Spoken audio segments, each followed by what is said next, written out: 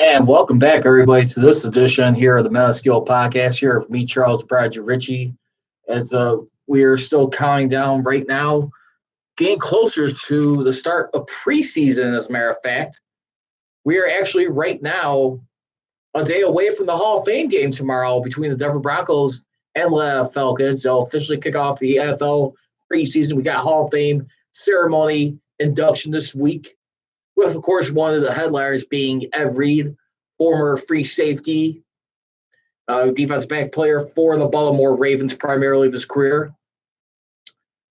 And you also got the late Pat Bowlen, who passed right there.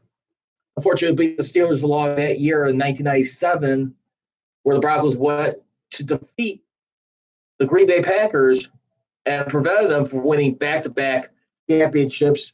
But right now, we're getting into a little bit more stuff as we got some breaking news as of today as we look at it.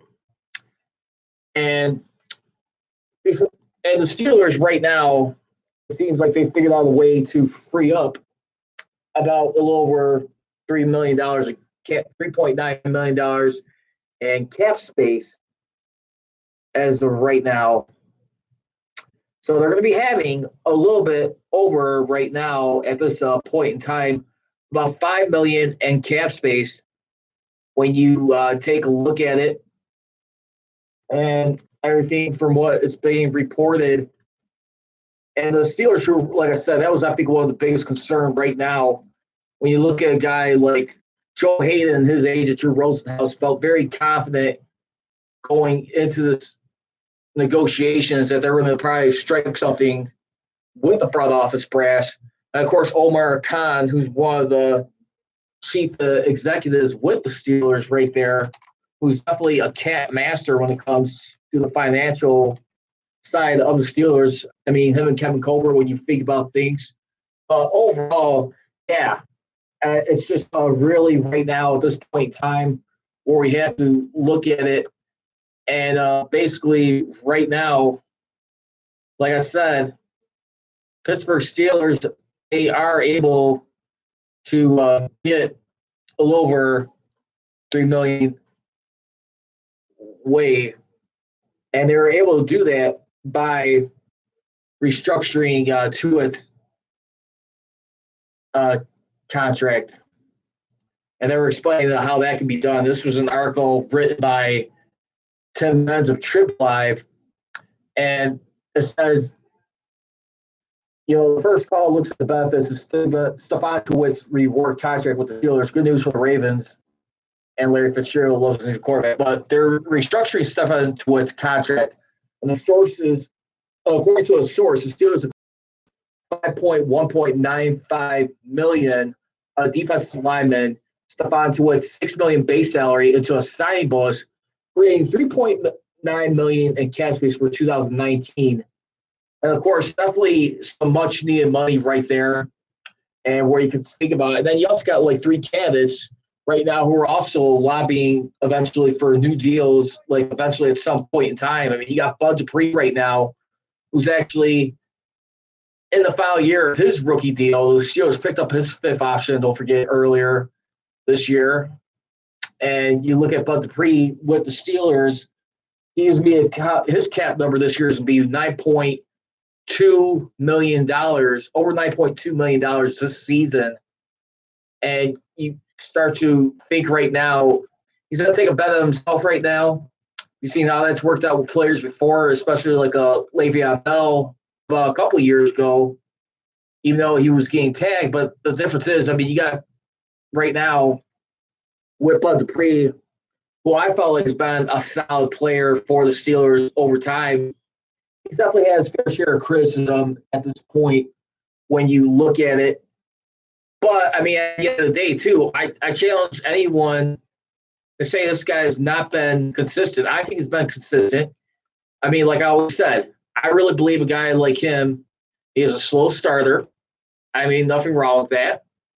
But again, when you really look at the end of the day, this guy is a grinder for this team and something, that should be rewarded at some point. And I'm not sure if it's going to happen this year. I mean, next season, because when you got a guy like Joe Haden who's looking for like a new deal, and then you also got Mike Hilton right now, who's right now got his deal signed, exclusive rights free agent deal signed, and it's just a lot of things right now. So he's got his tender signed up, and right now, I mean, they are squeezing a lot of wiggle room right now, little by little, by doing this. But like I said, when you look at a lot of these sacrifices they're making, it just goes to tell me one thing, that this is an all season right now.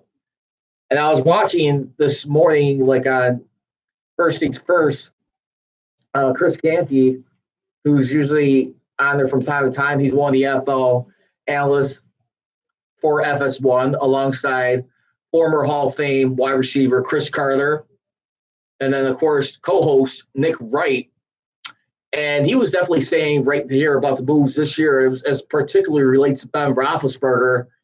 I mean, just definitely calling out the most obvious things. You got to make sure that, one, he's not turning the ball over as much, especially when it comes like in the red zone. Two, you got to be showing that. Also, too, you got to quit with the calling out, the public outlashing on the radio show.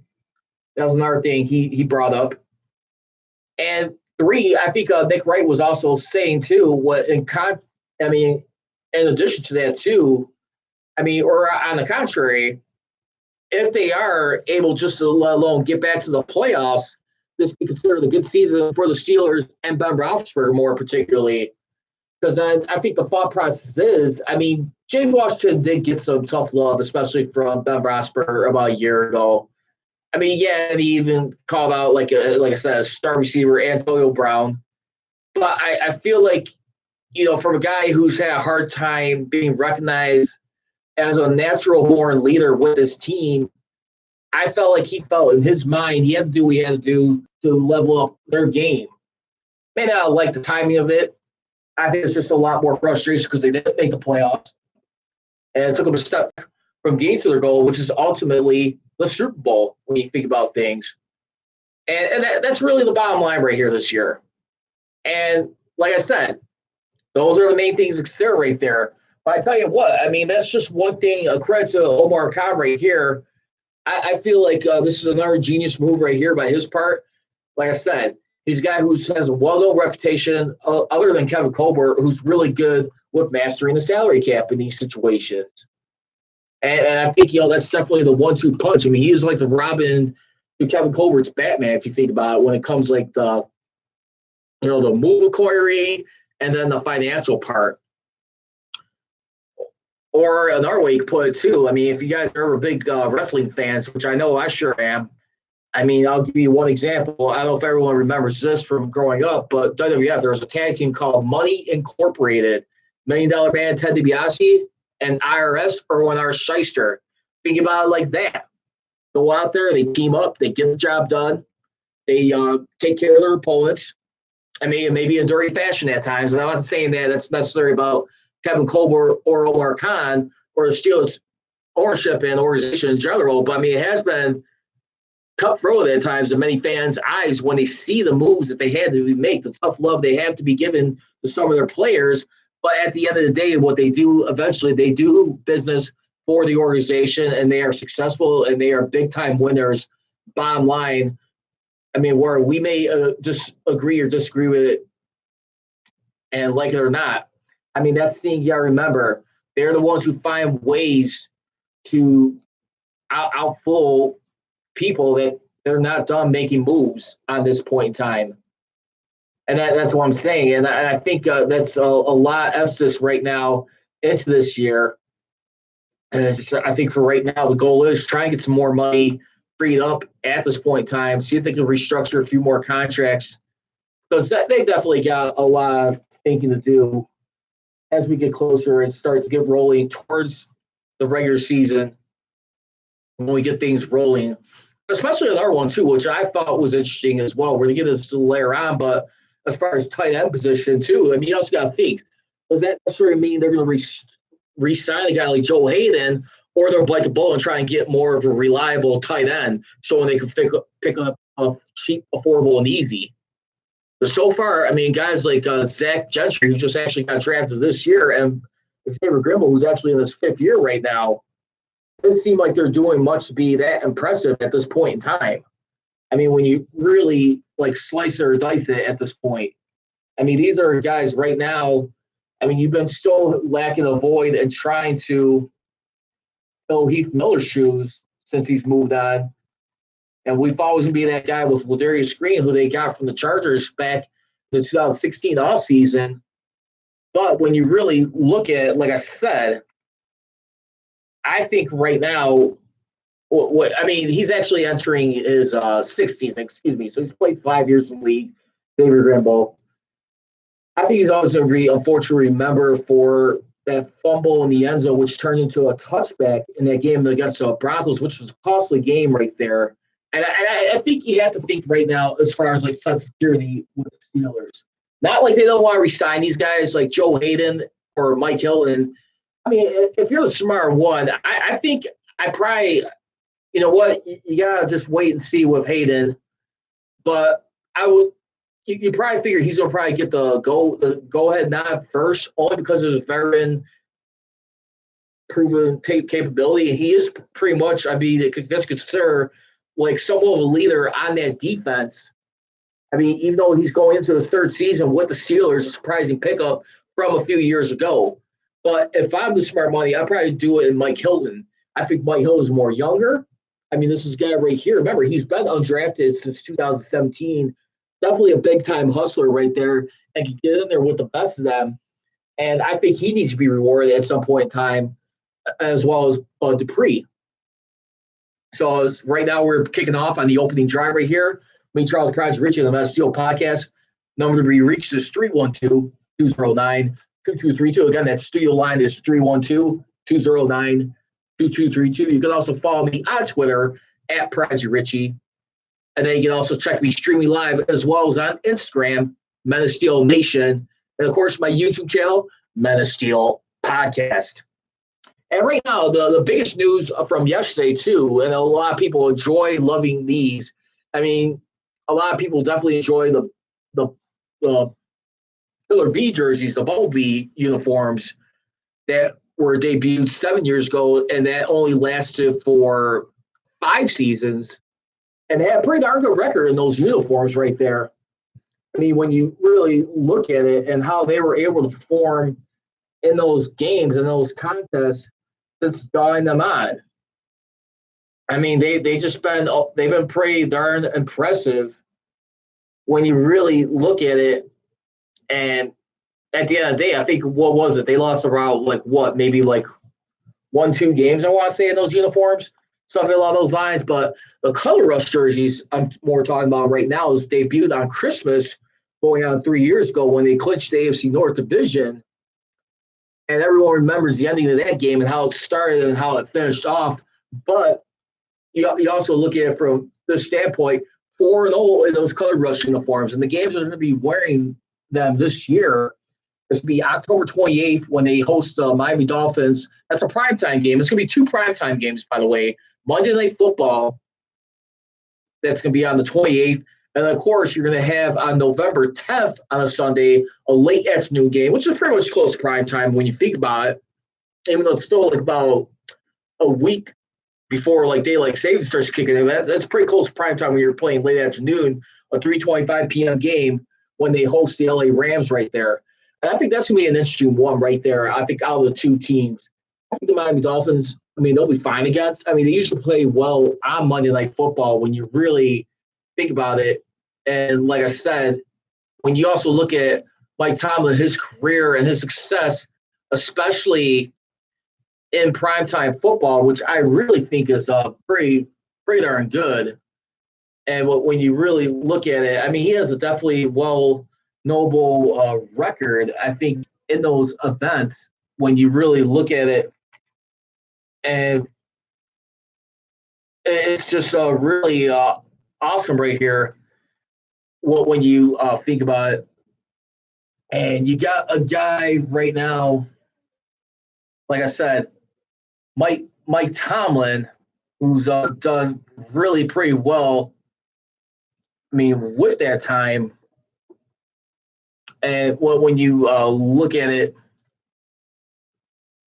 like I said, I mean, it's definitely a real darn good season here. But you have Mike Tomlin right now, as far as on Monday Night Football, 5-0 lifetime record as Steelers head coach. 5-0. So, I mean, that's one thing to be encouraged about, especially, couple it with the fact you're be wearing the color rush uniforms against the Miami Dolphins. Of course, again, when you're playing against the LA Rams, I think the LA Rams will definitely be the tougher of the two. No question about it. I'd like to hear your comments on it real quick. What are your thoughts, your reactions, and comments to the Steelers, the dates you're going to be wearing the color rush uniforms this year? And I just find it interesting that one of those games, it's not going to be a night game, but it's still considered a primetime game.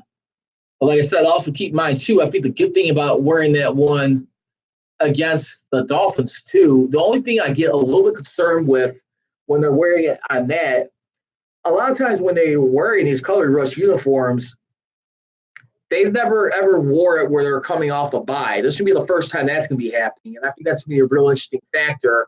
I don't know if that's going to make so much of a difference. But, I mean, when you look at it, because think about it like this, I mean, the game before that is definitely going to be on the road against the LA Chargers right there. Pretty much a rematch against, pretty much safe to say, from last year's Sunday night game where they blew that 16-0 lead. That was a game I was at along with my cousin. I just want to say thanks to my cousin, Rob Winkle. Thank you very much for liking the Mets Steel podcast real quick here. Thanks for joining real quick. But like I said, I think that's going to be a litmus test game right there, how they start off right there. And of course, I mean, like I said, too, I mean, Steelers, they got to be careful how they start off this season. I mean, going into this. I think they're going to be fine with that. I think, why not? I mean, hey, you got stuff working. If it ain't broke, don't fix it. If it's broke, fix it. But in this case, if it ain't broke, don't fix it. And that's, I think, what you got to be thinking right now. If you're the Steelers right here, the success in that has just been awesome wearing these. And we'll roll along here on the opening drive. But also, too, another thing, too, that was really interesting, too, that the Steelers, there was some breaking news earlier, and now I'm getting ready to get back into what I was going to earlier. The Steelers picked up right now, as a matter of fact, they acquire right now, this is recorded by Pro Football Talk, Joseph Alper, and that the Steelers have claimed wide receiver Brandon Riley off of waivers.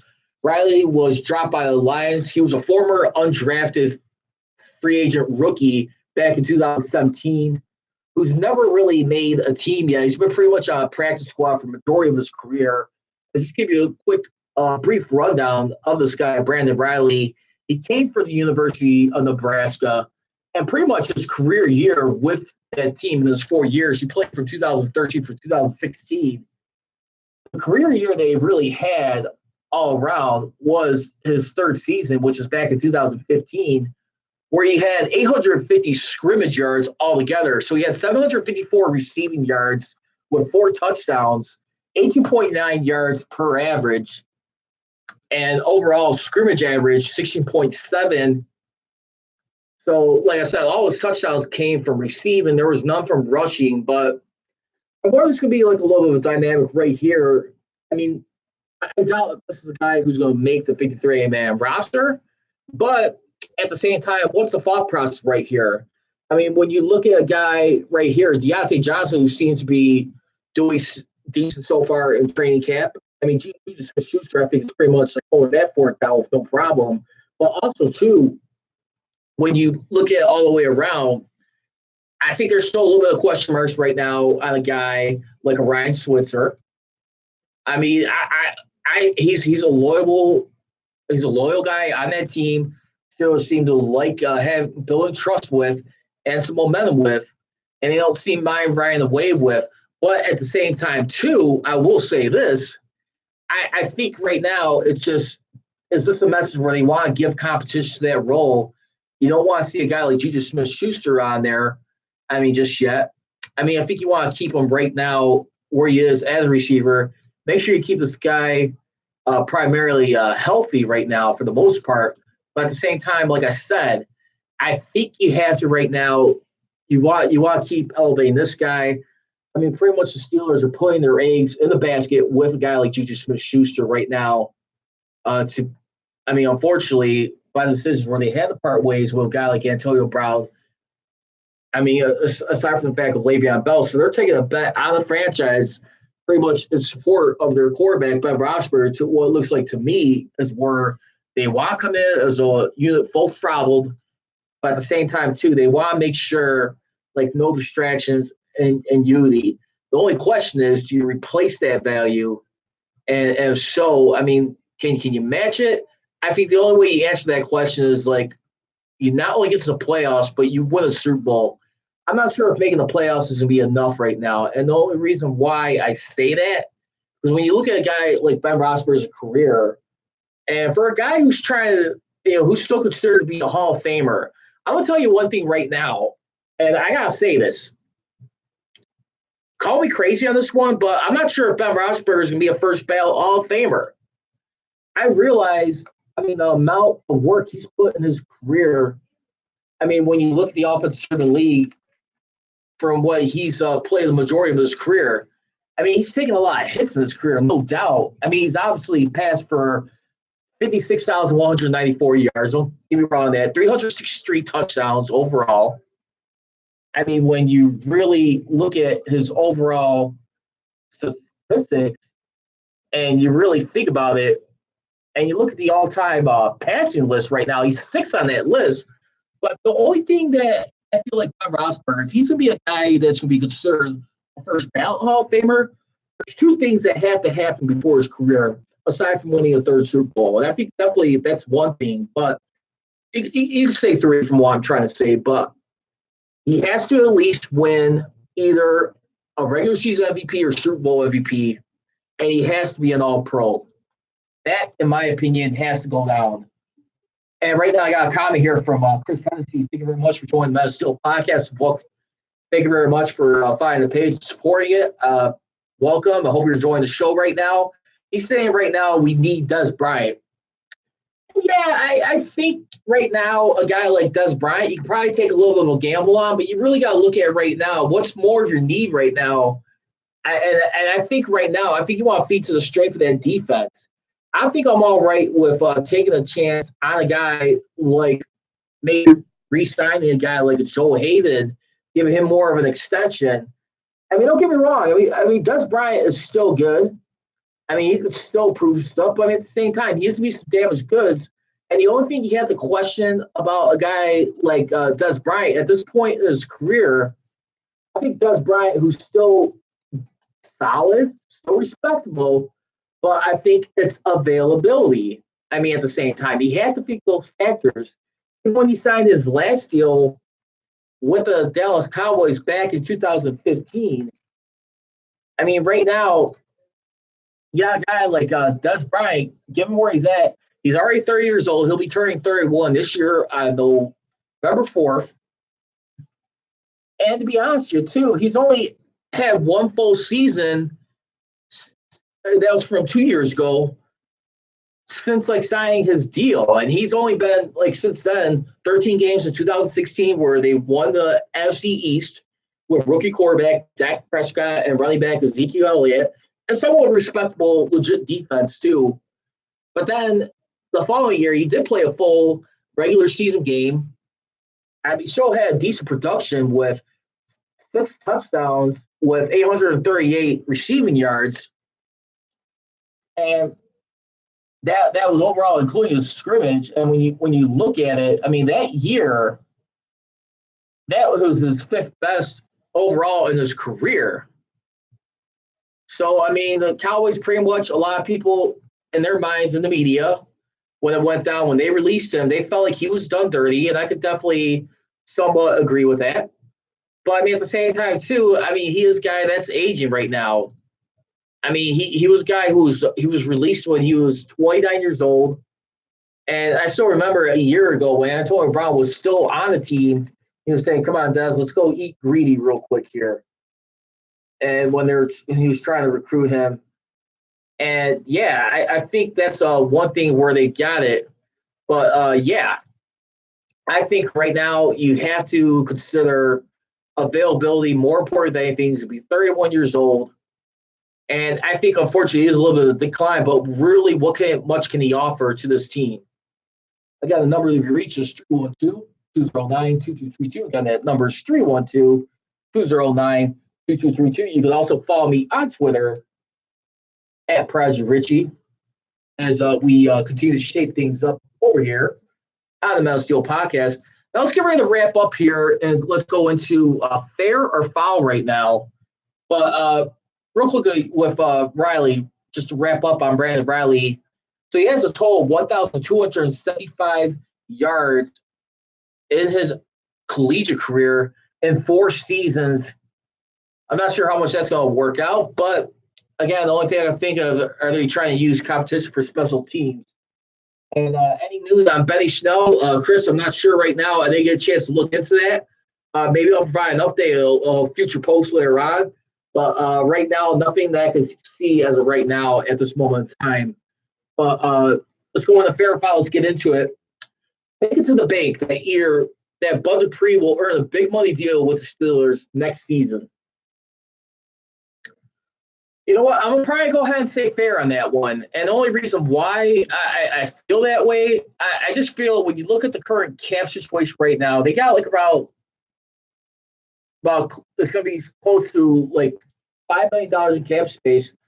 But when you look at where the Steelers are being projected next year, they're going to be having about $9.05 million. You're going to have definitely a little bit more better flexibility.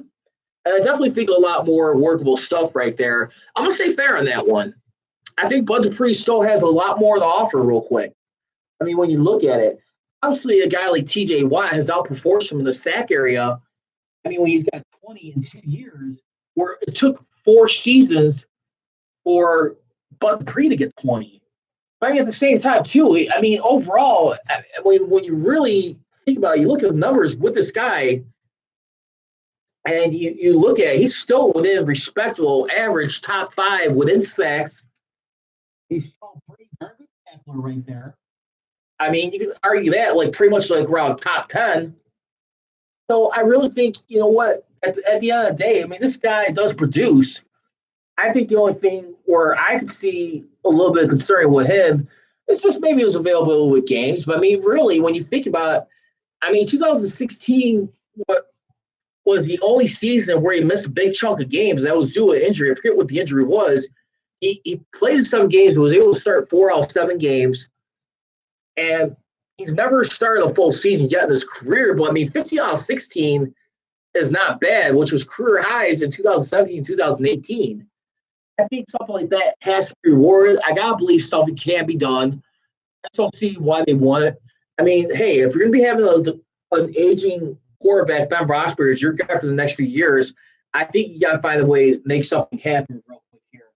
And Chris, thank you very much. He said, thank you. Love your show. Thank you, brother. Appreciate you being on here. But those are some things I will leave you with on that. Like I said, Bud Dupree, at the end of the day, he is a producer for this team. I mean, the only thing is I think he just needs to do is just start a little bit more.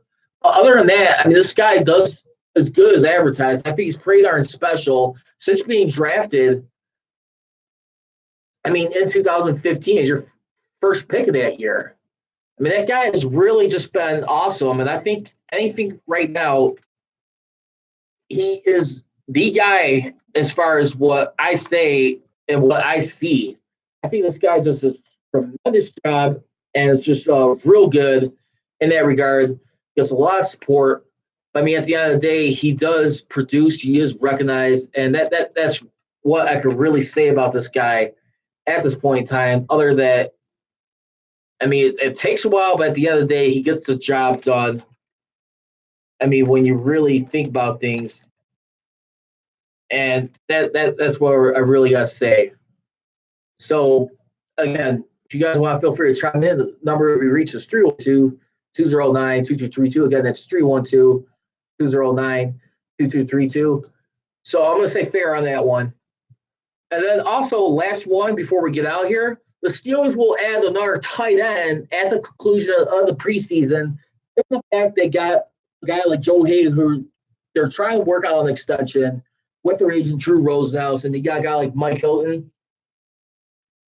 I'm going to say foul on that one for right now, only because I still think it's a little bit too early right now. I know Mike Tomlin is a little bit more concerned about these guys getting hit on the other side on the defense when it comes time for it, when someone's wanting to tee off on them. And I think he definitely wants to see a little bit more physicality out of his guys. But I think for right now, let's just give this a little bit of time. I mean, training camp, like I said, you got a guy like Randy Fichtner who looked at a guy like Deontay Johnson, who was definitely keeping an eye on what he was doing in camp, looked pretty darn decent. He's also alluded to the fact, too, let's not forget, you also had a guy like Emmanuel Sanders back in the past. He came in pretty decent. James Washington, and they seem to struggle a little bit coming right out of the gate. I mean, I think Emmanuel Sanders eventually turned out to be pretty darn solid later in his career. I mean, when you consider starting off his career with Ben Roethlisberger, then eventually going to Peyton Manning for like the 2 seasons that he had him with, or the season he had him with back in 2014. And I think Emmanuel Sanders right there, I mean, he was definitely a guy who eventually got rewarded. I mean, when you really look at it, Emmanuel Sanders, like I said, he only really got to enjoy one good season with him. That was back in 2014. But at the end of the day, too, I mean, a guy like Emmanuel Sanders, look at where he's at right now. I mean, when you look at his overall career, 7,024 receiving yards. And still, I mean, had a career year in his receiving yards with his only year with Peyton Manning when he was at pretty much like decent health-wise before he started breaking down towards the end of the season and missed a big chunk of games the following season when you had right there, if I'm wrong, but a legitimate cat here, had career high approximate value of 14. But like I said, fair or foul, one last one. I just want to hear your thoughts real quick before I get out of here. I'm going to say this once again. Do you guys or do you not see Ben Roethlisberger first ballot Hall of Famer when his career comes to a close? Unfortunately, I'm going to have to say no for that one for right now on the technicality, like I said. In my opinion, from my viewpoint, he's never earned an all-pro status. He's been a Pro Bowler, don't get me wrong. Being a Pro Bowler is great. But at the same time, when you really look at his overall production with the team, like I said, 6-time Pro Bowler, 2-time Super Bowl champ. He's been a Rookie of the Year in 2004. I still think he needs to be an AP, Associated Press, League MVP winner, or at least a Super Bowl MVP. One or two, couple them with the fact with not only a Super Bowl ring, but an All-Pro honor. I'm sorry, but when you're All-Pro, when you think about it, that really means you're the best at your position. And a lot of it's probably not fairness to him that you had a lot of guys like in your competition, like a Peyton Manning, Tom Brady, a Drew Brees. Eventually, Aaron Rodgers came in there and started kicking some butt. But at the same time, you really got to think about it. At the end of the day, All-Pro, you're the best at your position. That's the bottom line. I want to see him get in first ballot, but I'm not sure if that's going to happen so much. I mean, when it comes in, he'll probably wait a year or two, the way I see it. And he may be thinking of blowing some smoke here, but that's just my take on it for right now. And I just want to say thank you very much for those of you tuning in to the Metal Steel Podcast. have to call this one to a close real quick over here. Again, you can always catch me usually on Mondays and Wednesdays at 6:30 p.m. Central Standard Time. But I got an announcement to make real quick here. So I'll be pretty much switching up the show to a different time slot at some point, doing some experiment right now with it. So it'll probably be more at 7 o'clock or 7:30 Central Standard Time. Still trying to work out the details. I will let you guys know when that comes. I will still be podcasting the show. It may not be over here at this location, but you can definitely see me. I'll still find a way to be broadcasting to you guys. And just thank you very much for all the support and the respect. Feel free to hit the like button or whatever emoji icon you want to leave real quick here. You always find the page, Men of Steel Podcast, at Men of Steel Nation. And then you can also follow me on Twitter, at Prodigy Richie. Check out my Instagram, Men of Steel Nation. And, of course, my YouTube channel, Men of Steel Podcast. And I also got another Instagram, too, personally, I use from time to time with my media career, Prodigy Richie. And as I always leave you, don't be trolling, be rolling. Here we go, Steelers. Here we go. I gone.